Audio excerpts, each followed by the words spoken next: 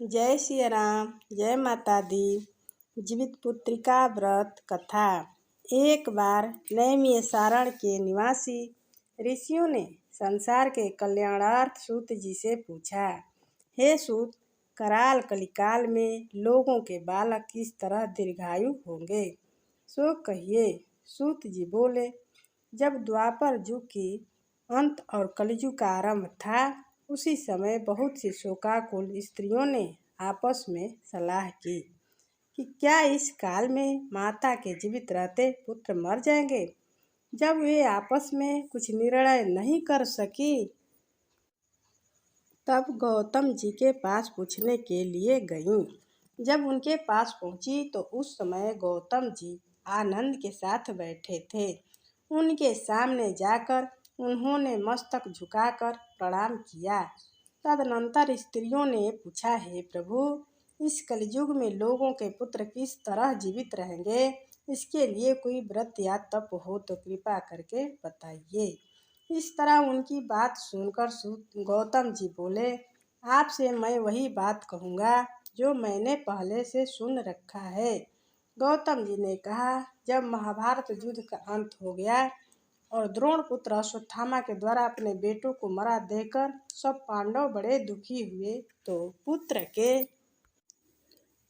शोक से व्याकुल होकर द्रौपदी अपनी सखियों के साथ ब्राह्मण श्रेष्ठ धौम्य के पास गई और उसने धौम्य से कहा, हे विपेंद्र, कौन सा उपाय करने से बच्चे दीर्घायु हो सकते हैं, यह आप कृपा करके ठीक ठीक कहिए। धौम्य बोले, सतयुग में सत्य वचन बोलने वाला, सत्याचरण करने वाला समदर्शी जिमुतवाहन नामक एक राजा था।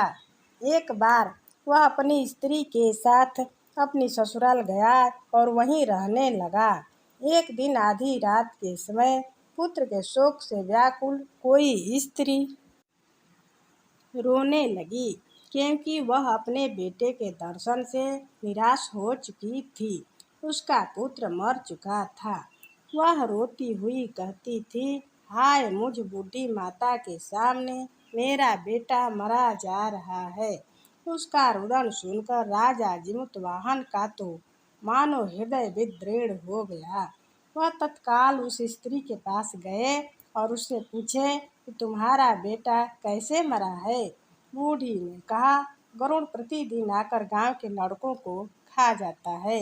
इस पर उस दयालु राजा ने कहा, माता, अब तुम रोवो मत, आनंद से बैठो, मैं तुम्हारे बच्चे को बचाने का यत्न करता हूँ। ऐसा कहकर उस स्थान पर गया जहाँ गरुड़ आकर प्रतिदिन मांस खाया करता था। उसी समय गरुड़ भी उस पर टूट पड़ा और मांस खाने लगा। जब अतिशय तेजस्वी गरुड़ ने राजा का बायां अंग खा लिया,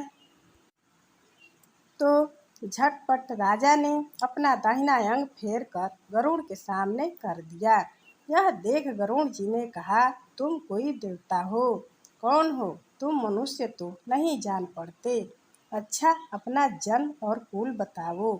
पीड़ा से व्याकुल मन वाले राजा ने कहा, हे पक्षीराज, इस तरह के प्रश्न करना व्यर्थ है। तुम अपनी इच्छा भर मांस खाओ। यह सुनकर गरुड़ रुक गए और बड़े आदर से राजा के जन्म और कुल की बात पूछने लगे। राजा ने कहा, मेरी माता का नाम है सभ्या और मेरे पिता का नाम शालिवाहन है। सूर्य वंश में मेरा जन्म हुआ है और जिमुतवाहन मेरा नाम है।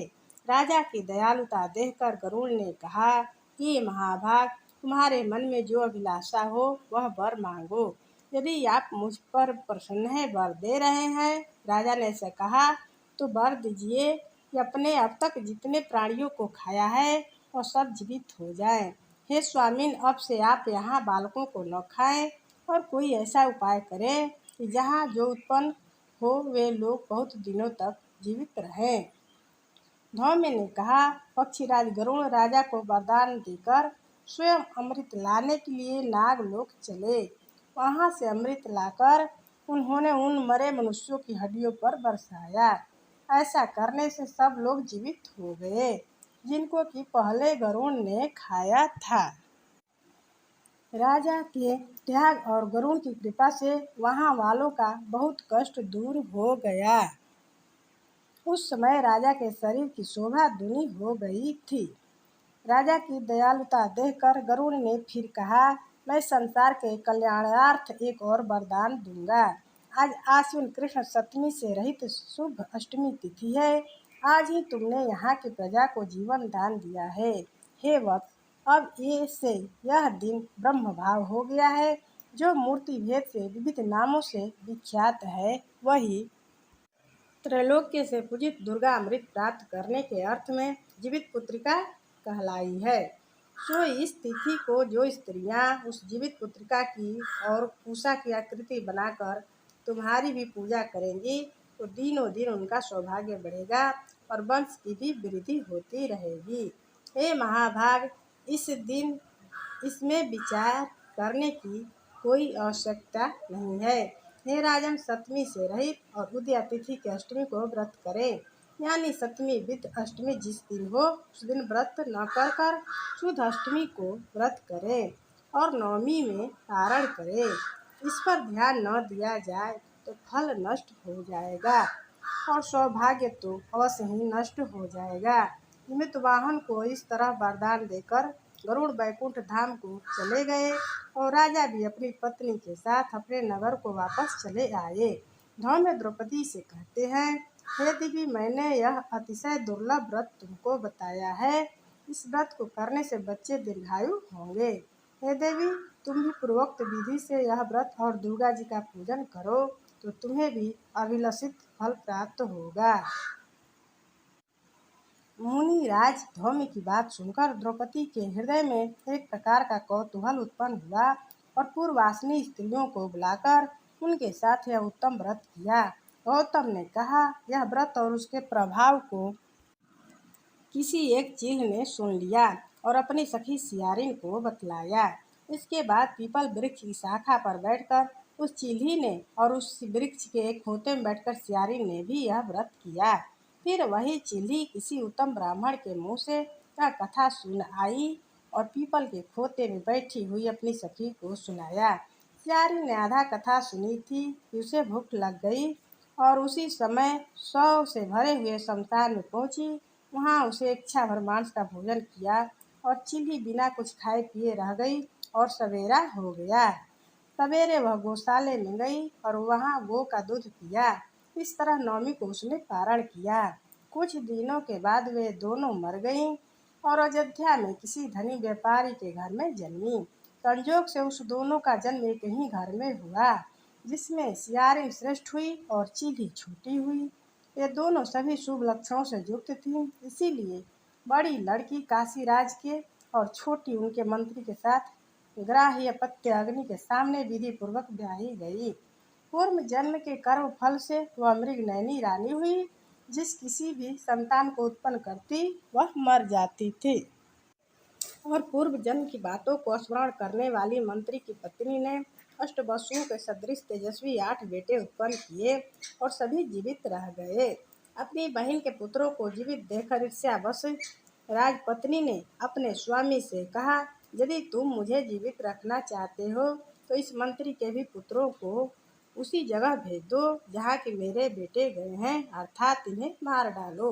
यह सुनकर राजा ने उस मंत्री के पुत्रों को मारने के लिए कई प्रकार के उद्योग किए, पर मंत्री पत्नी ने जीवित पुत्रिका के पूरे बल से बचा लिया। एक दिन राजा ने अपने आदमियों से उन पुत्रों का सिर कटवाकर पिटारी में रखवाया और पिटारी उनकी माता यानी मंत्री पत्नी के पास भेज दिया। किंतु वे 8 सिर बेशकीमती जवाहरात हो गए और भले चंगे वे 8 लड़के अपनी माता के पास वापस चले गए। उनको जीवित देखकर राजपत्नी को बड़ा विस्मय हुआ। अंत में वह मंत्री की पत्नी के पास आई और उसने पूछा, बहन, तुमने कौन सा ऐसा पुण्य किया है जिससे बार बार मारे जाने पर भी तुम्हारे बेटे नहीं मरते? इस पर मंत्री की पत्नी ने कहा, पूर्व जन्म में मैं चील थी और तुम सियारिन। हमने और तुमने साथ साथ जीवित पुत्रिका का व्रत किया था। तुमने व्रत के नियमों का भली भांति पालन नहीं किया था और मैंने किया। था। इसी दोष से हे बहन तुम्हारे बेटे नहीं जीते हैं। ओ राजरानी, अभी तुम उस जीवित पुत्री का व्रत को करो तो तुम्हारे बेटे भी दीर्घायु होंगे। मैं तुमसे सच सच कह रही हूँ। उसके कथनानुसार रानी ने व्रत किया, तभी से उसके कई बेटे सुंदर और दीर्घायु होकर बड़े बड़े राजा हुए। सूत जी कहते हैं कि सब प्रकार का आनंद देने वाला मैंने यह दिव्य व्रत बतलाया। स्त्रियां चिरंजीवी संतान चाहती हों तो वे विधि पूर्वक यह व्रत को जरूर करें। प्रेम से बोलो दुर्गे महारानी की जय, जिमुत वाहन राजा की जय। तो आज के लिए बस इतना ही। अगले वीडियो में कोई नई जानकारी के साथ उपस्थित होंगे। तब तक के लिए जय श्री राम, धन्यवाद। प्लीज़ लाइक शेयर सब्सक्राइब जरूर करें।